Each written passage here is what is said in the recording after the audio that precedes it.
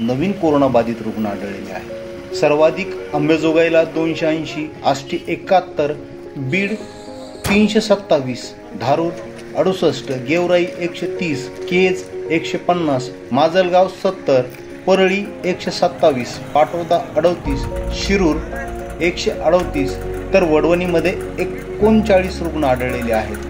तर यामध्ये सर्वाधिक रुग्णांची संख्या ही बीडमधली आहे। बीडमध्ये 327 कोरोनाबाधित रुग्ण आढळलेले आहेत। तर जिल्ह्यामध्ये 1437 हे कोरोनाबाधित रुग्ण आढळलेले आहेत।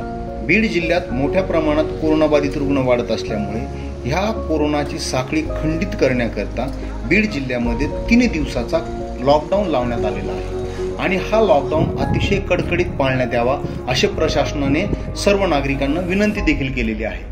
त्याचा कालचा दुसरा दिवस होता।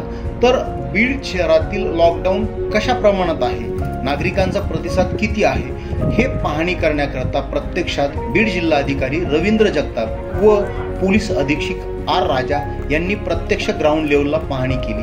त्यांनी पाहणी करत असताना बीड शहरातील लॉकडाऊनची परिस्थिती काय आहे याकरिता त्यांनी प्रत्यक्षात बीड शहरातील प्रमुख रस्त्यांवरती पाहणी केली। यामध्ये शिवाजी महाराज पुतळा, अण्णाभाऊ साठे चौक, माळीवेस, सावतामाळी चौक, मोंढा, आंबेडकर पुतळा, बाजारतळ, मोमीनपुरा मार्ग, बार्शी नाका चौक या ठिकाणी धडक कारवाई, रस्त्यावरती विनाकारण फिरणाऱ्यांवरती दंडात्मक कारवाई देखील करण्यात आली। तर जिल्हाधिकारी यांच्या समवेत बीड जिल्हा रुग्णालयाची एक टीम अँटीजन चाचणी करणारी ही त्यांच्या समवेत होती। विनाकारण जे नागरिक रस्त्यांवरती फिरत आहेत त्यांची स्पॉट म्हणजे आहे त्या ठिकाणी अँटीजन चाचणी करण्यात आलेली आहे।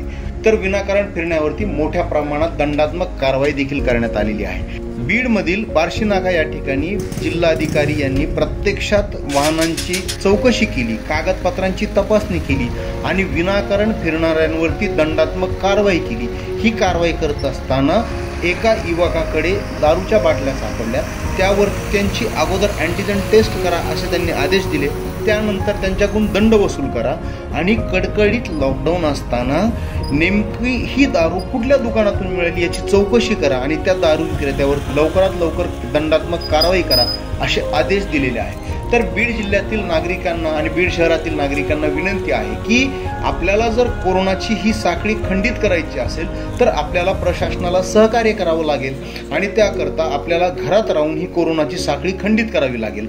आणि नागरिकांना विनंती आहे की त्यांनी लसीकरणाकरिता समोर यावं।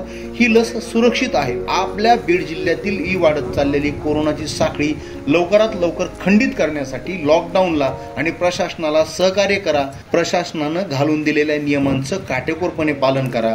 हा स्पेशल रिपोर्ट खास आपल्यासाठी तयार केलेला आहे आमचे प्रतिनिधी महादेव सवाई यांनी। सुरक्षित राहा, काळजी घ्या। धन्यवाद।